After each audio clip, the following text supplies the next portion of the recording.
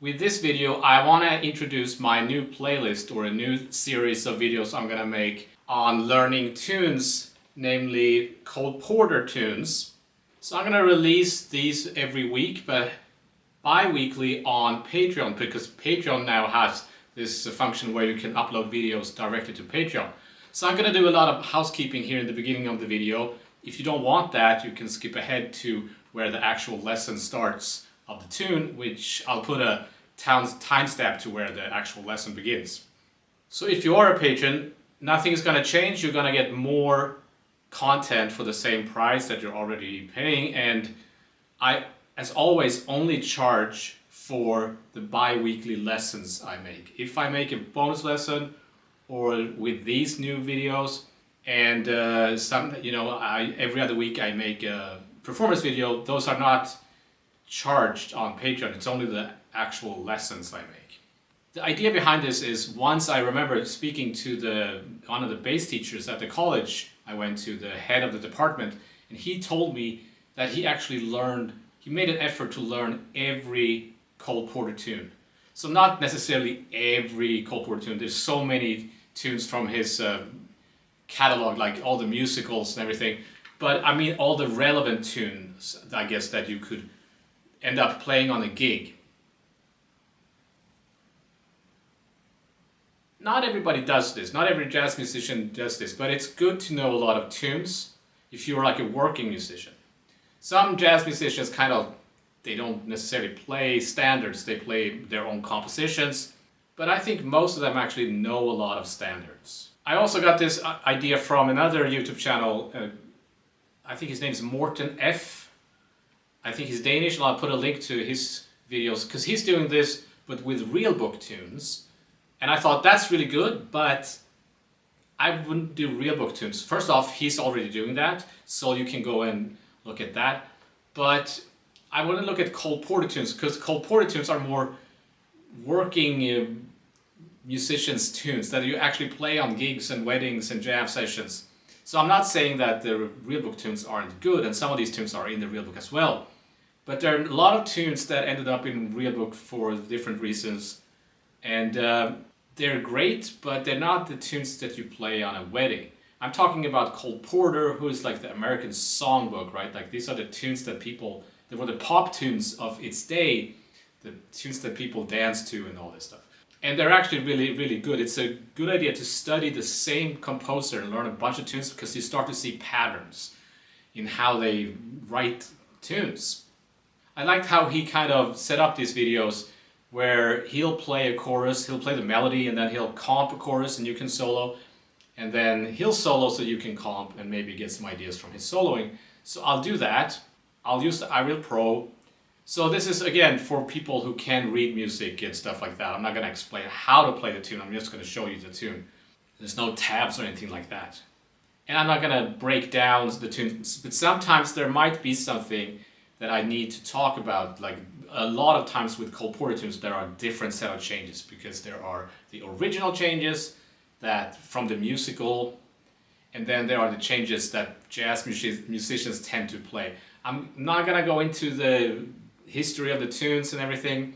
I'm just gonna give you the changes that I think most people would play if you play this on a gig or on a wedding or something like that. So I already prepared like 10 videos, and there's gonna be at least 20. Probably more, because there's a lot of Cole Porter tunes. So not necessarily every Cole Porter tune. I'm sure you already know a lot of Cole Porter tunes. Like, what is this thing called Love? Everybody knows that too. But there are other tunes like Could It Be You, the one I'm going to teach here. How many people know that tune? Some tunes of his are very familiar, like I Got You Under My Skin. Everybody's heard it, but are you sure you know the changes? I'm not sure I know the changes. So this is another reason I'm doing this. It's a learning experience for me, because I learn the tunes and then I share that experience with you so you can also learn the tunes. Not gonna put as much effort into the audio and the video and editing and all the stuff that I do in my regular videos. I'm still gonna make those. This is just an addition, because I wanna try out this new feature that Patreon is doing. And so again, if you want all the videos, you have to become a member at Patreon. There's also this new membership thing they have here on YouTube, and I might check that out and put them on there, but I'm not sure how that works. Alright, so let's get started with the first tune, which is Could It Be You? So this could be played as a ballad. I think it's a ballad originally, but we're gonna play it a little bit like faster, but still as kind of as a ballad. So I'm gonna play the melody with the iReal Pro, and I've turned down the piano so that we can comp for ourselves, but you might want to use headphones or if you have good speakers, because the bass tends to disappear in cell phone speakers.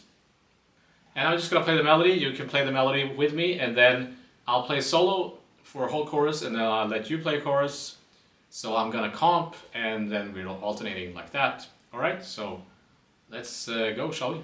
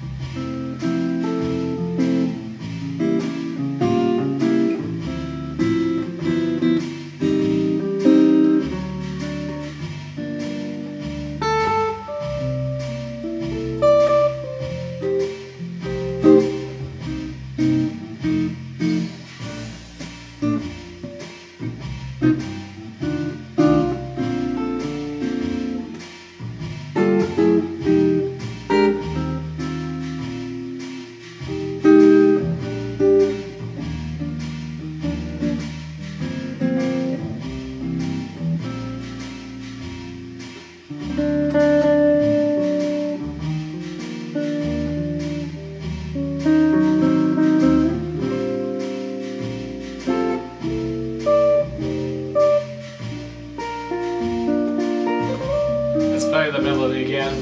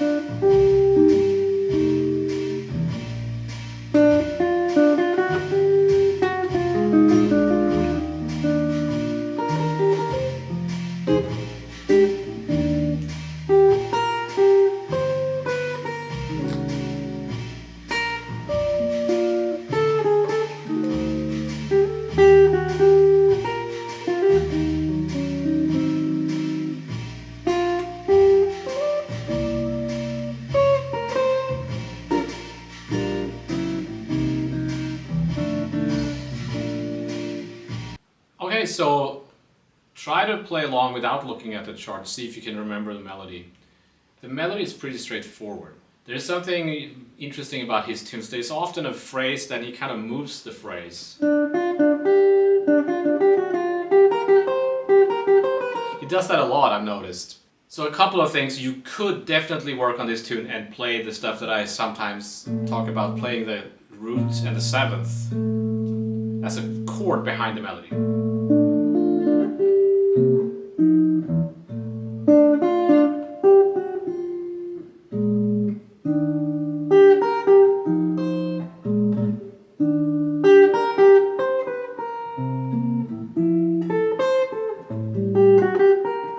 So I'm just playing the root and the seventh. I've talked about that in some of my videos. So the idea here is not to learn the tune perfectly, the original version or whatever. We're just learning the tune so that we know it. You know the feeling when somebody calls a tune on a gig or a jam, even worse on a gig, and you're like, you don't know it? It's okay to, not know a Cole Porter tune, like an obscure Cole Porter tune like this. But if they have called 3 tunes and you don't know, it's like, yeah, I don't know that one either, or the next one, then you kind of feel bad, right? So it's good to know a lot of tunes. You don't want to pull up the iReal Pro on gigs all the time. You want to know the tunes. But you don't have to know the exact version of every standard and the original changes. People like that are a little bit annoying, I think, that always insist on playing like the original changes. In some cases, you should learn the original changes, and it's worth the effort to kind of study original versions of jazz standards like Mike Marino is doing. I think his new album is called Standards from Film, where he's really kind of delved into the history of the tunes. But that's something else. What we're doing here, we're just kind of being pragmatic. We just want to learn the tunes. The trickiest part, I think, for soloing is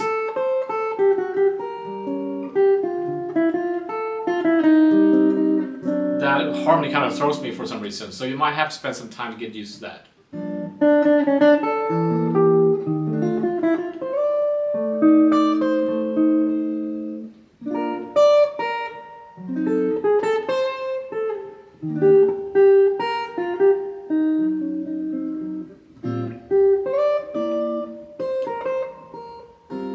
So if you want to end this tune, you should probably tag like the last 4.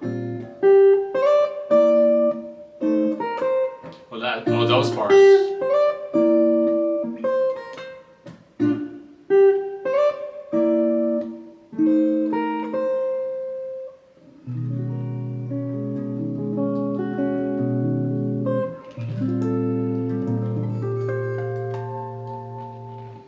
Alright, so that was Could It Be You, Cole Porter. I hope you enjoyed playing along with me, and I'll see you perhaps in 2 weeks if you're like this.